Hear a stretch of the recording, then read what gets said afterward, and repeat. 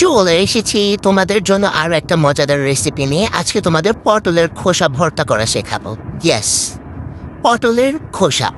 তো এর জন্য পটলের খোসাগুলোকে প্রথমে ভালো মতন ধুয়ে নিতে হবে, ভালো মতো ধুইতে হবে, বুঝছো? এরপরে ভর্তার জন্য আমি রসুন, পেঁয়াজ, কাঁচামরিচ আর 3টা শুকনা মরিচ নিচ্ছি। তেল একটু গরম করে এর মধ্যে তোমার একটু পেঁয়াজ দিচ্ছি, এরপর আরও একটু পেঁয়াজ দিচ্ছি। এরপরে দিতেছি তোমার রসুন, এরপরে দিব আরও একটু রসুন, সবকিছু বেশি বেশি দিব। এরপর দেব কাঁচামরিচ, যেটার পাছাটা কেটে নিচ্ছি, নয়তো এটা বিস্ফোরণ করে আমার চোখ মুখ কানা হয়ে যেতে পারে, তোমরাও পাছাটা কেটে নিবা।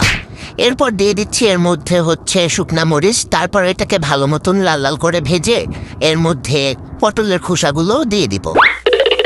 এটাকে অনেকক্ষণ ধরে নাড়াচাড়া করে নিয়ে এর মধ্যে লবণ দিয়ে দিব।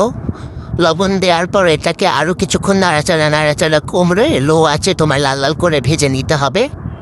লাল লাল করে ভাজা শেষে এটাকে শিলপাটায় দিয়ে আমি হাতে তুড়ি মেরে জাস্ট বেটে নিচ্ছি। এখন এটাকে আমি সুন্দর একটা বাটিতে উঠাই নিব, কারণ সুন্দর বাটিতে না উঠাইলে আমার আবার ভাল লাগে না। তো এই তো ভর্তাটা আমি সুন্দর একটা বাটিতে উঠাই নিচ্ছি। কি সুন্দর লাগতেছে ভাই। তো এরপর আমি ওই পাটাতেই ভর্তা নিয়ে গরম ভাত মাখতে যে আমার হাত পোড়াই ফেলছে। তো যাই হোক, ভাত মেখে খাইতেছিলাম, এত মজা লাগতেছিল। কি যে মজা! তোমরা যদি এইটা না খাও না, পুরাই মিস করবা। যাও রেসিপিটা দেখে এটা বানাই খাও।